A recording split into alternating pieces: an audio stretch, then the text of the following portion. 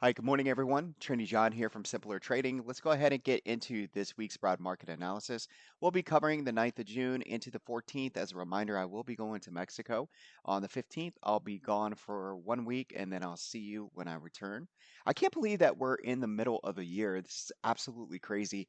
And as a reminder, when I get back from Mexico, we'll schedule a happy hour where we'll all get together, go over some of the charts that we started in December and January or that we finished. And look to see, how those charts did, how our overall sentiment worked out, and so forth. It's been really good.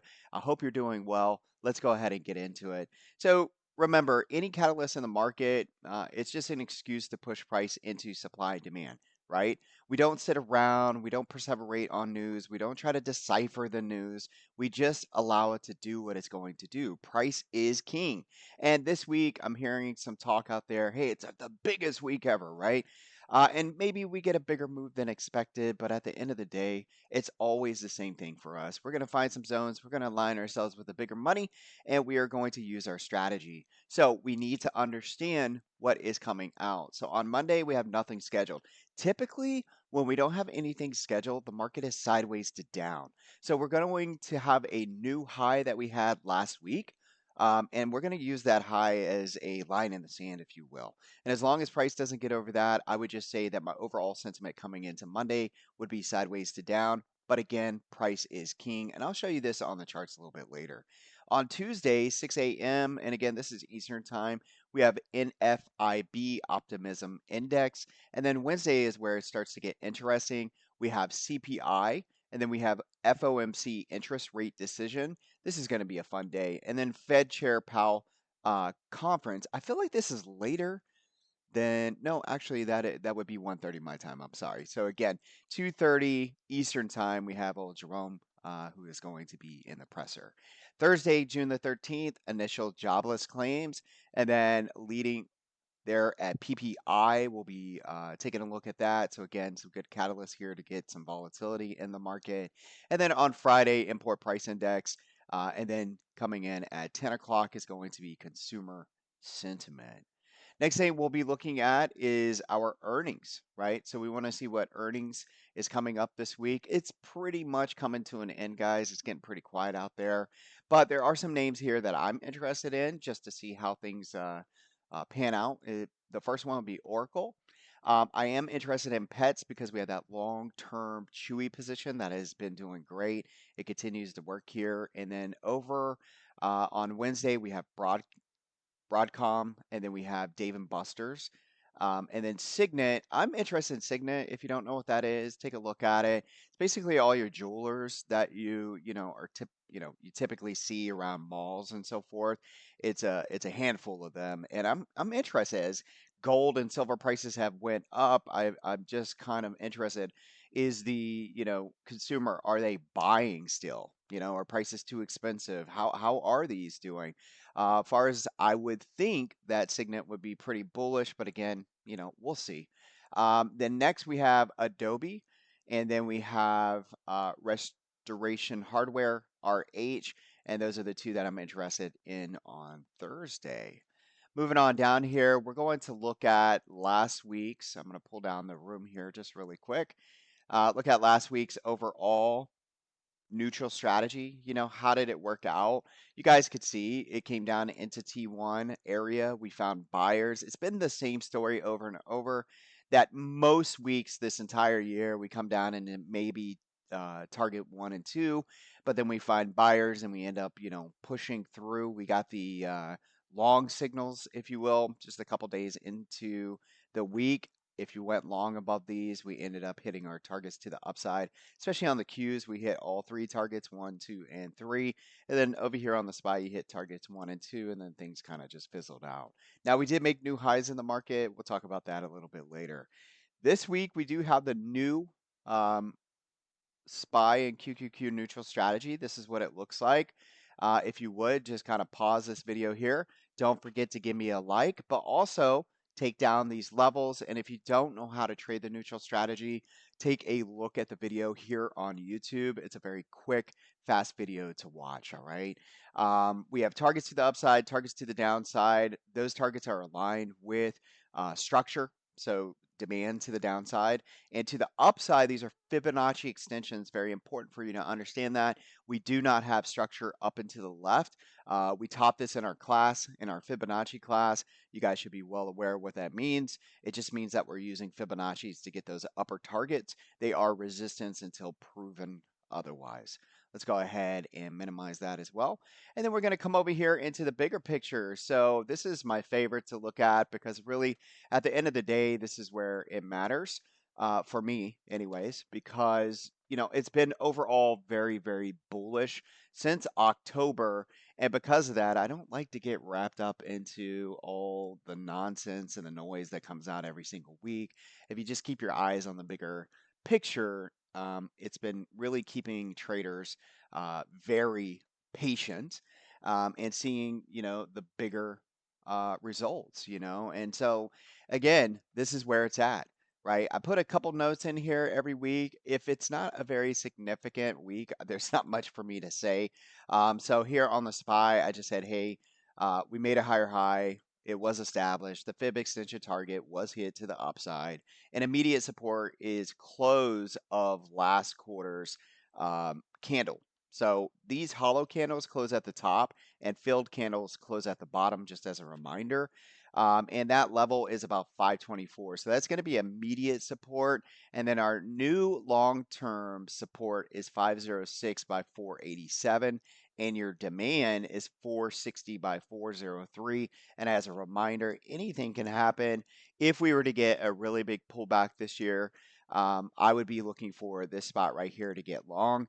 And you're going to know, that's going to be an event that's shocking. Most likely you didn't expect it. It's not something that was planned, right? There's not like a planned news catalyst that pushes us all the way down there. We usually have these 1 to 2 times a year.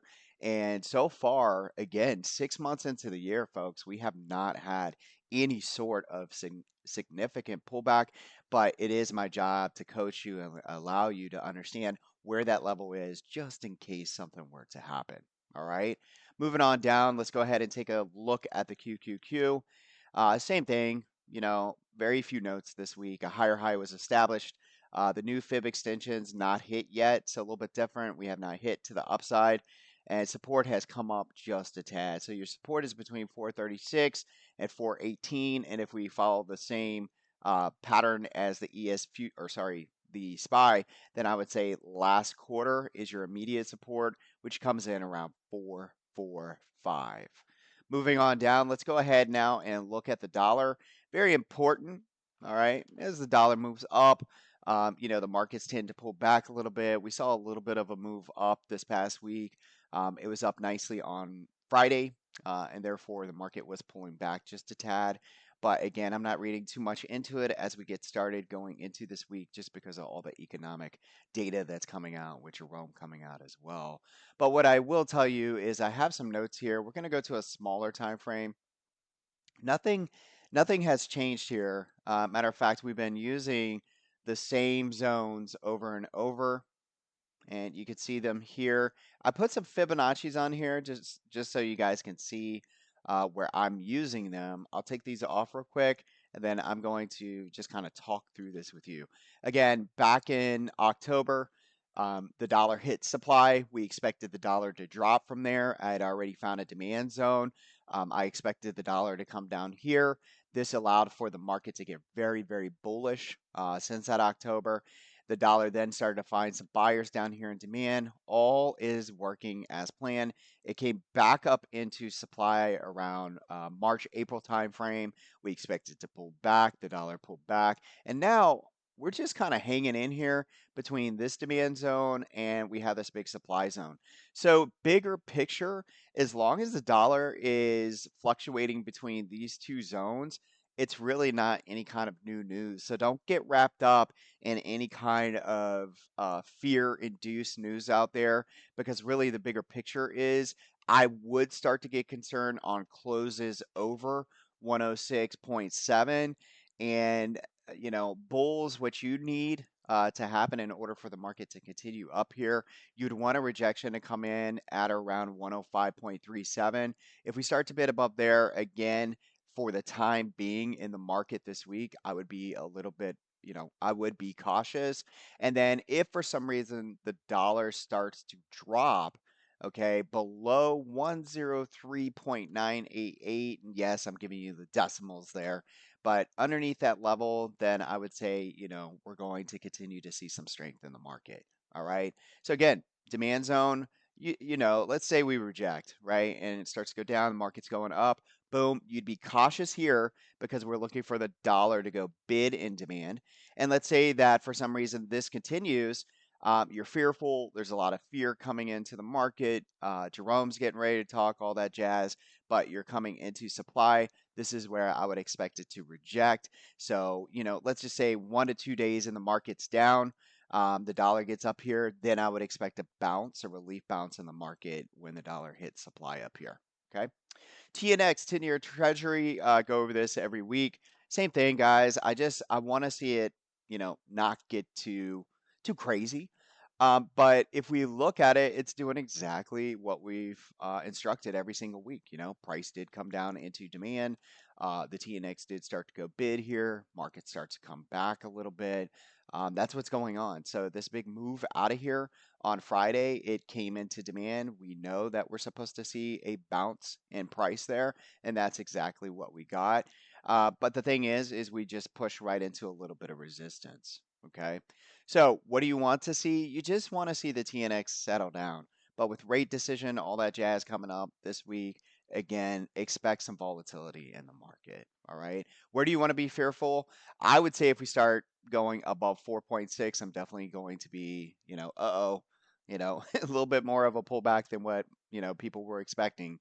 And then what do you want to see here on the open? I say tomorrow by Tuesday, you want to see this cloud and maybe up towards 4.5 reject.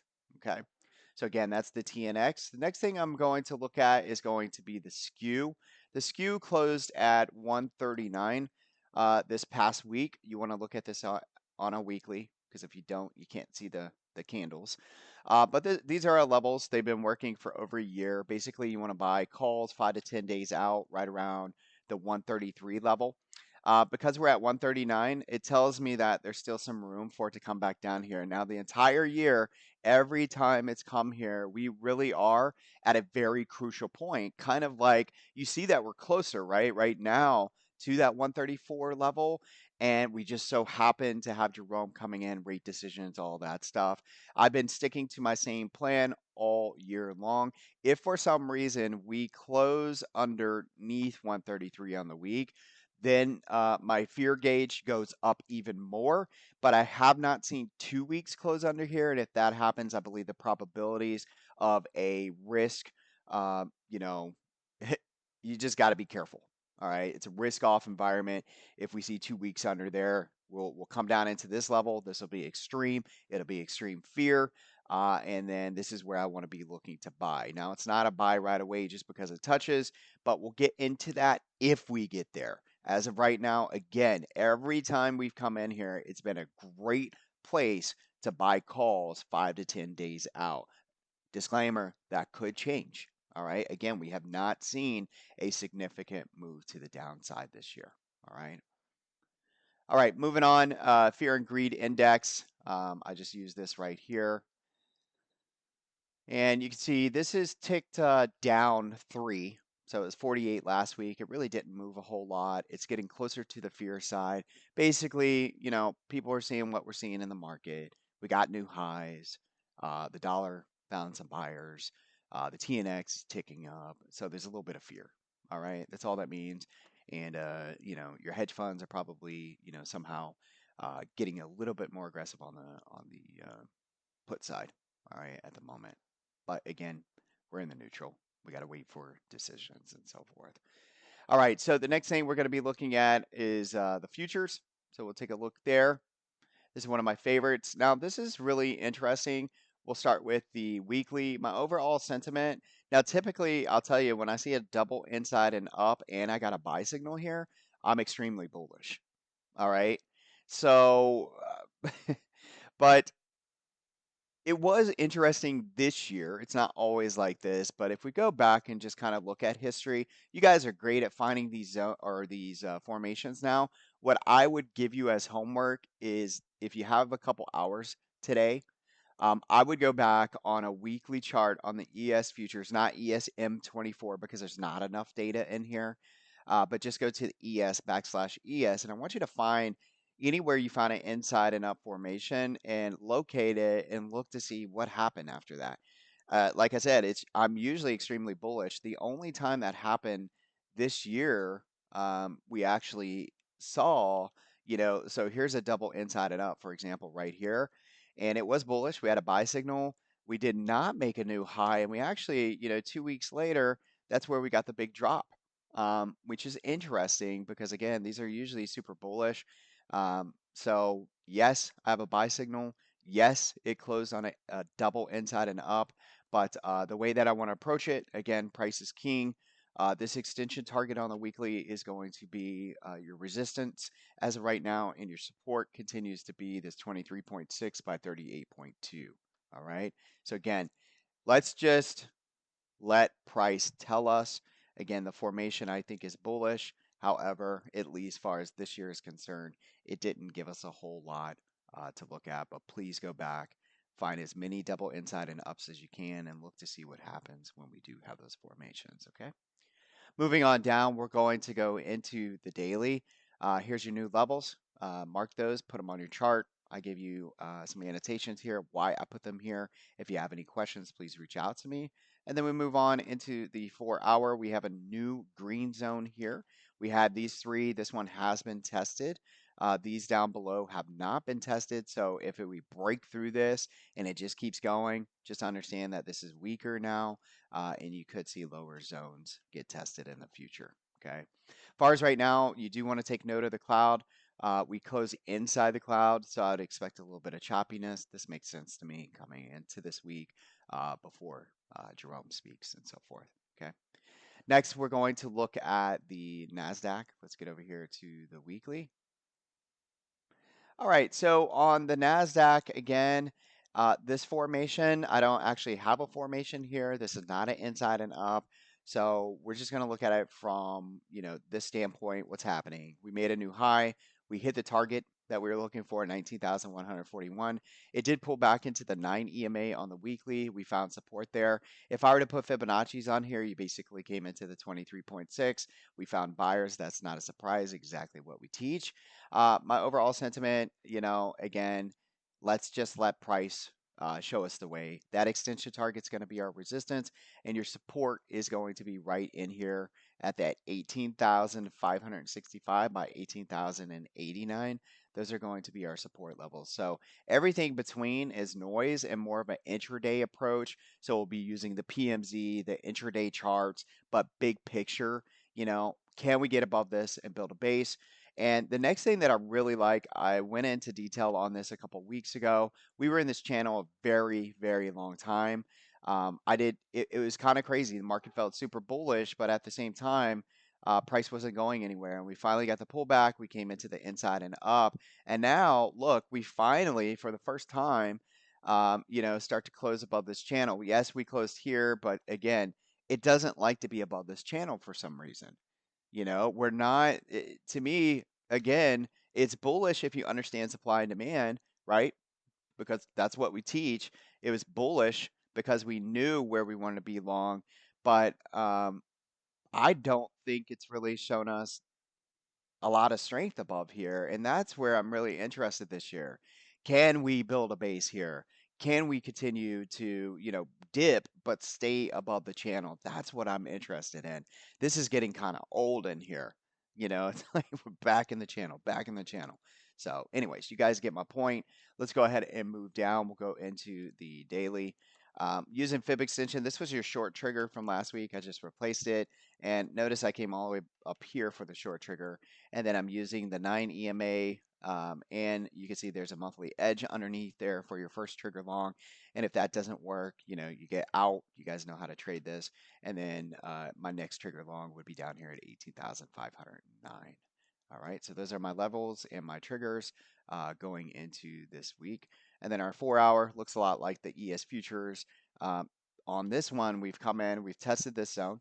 Okay, we tested this zone. All the zones have worked, and we have not tested this one. All right. And right here, we have a new zone like the ES futures. We did close in the 4 hour cloud. And because of that, I would expect a little bit of choppiness. And again, got that nice little inside and up formation right there. This is a bigger approach, like a bigger box. I didn't want to make it too thin because I do expect, some wiggle room in here for this week. All right. So, to sum it all up, guys, my overall sentiment again, let's just watch price. We understand our zones. One thing that you're going to notice this week, it's my favorite time to trade is FOMC because a lot of traders are taught to sit on their hands. This is where I really get to prove that proof of concept and showing you that, no matter what is said, it's just something that leads into these levels that I share with you guys. All right, which is really, really fun to watch. So on Tuesday, right, because I believe he's speaking again, I think it's Wednesday. Let me just double check real quick.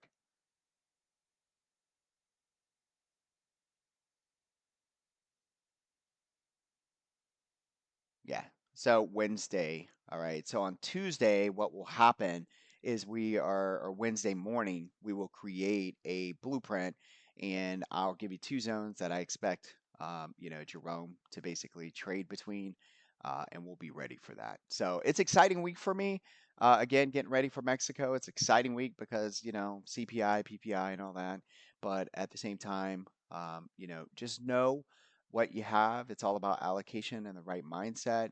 And I can't wait to trade with you guys. So we'll see you then tomorrow. And tonight I'll be putting some more charts in here. But at the moment, we're about to jump on the boat, go enjoy some sunshine, and I hope you have an amazing week. See you soon.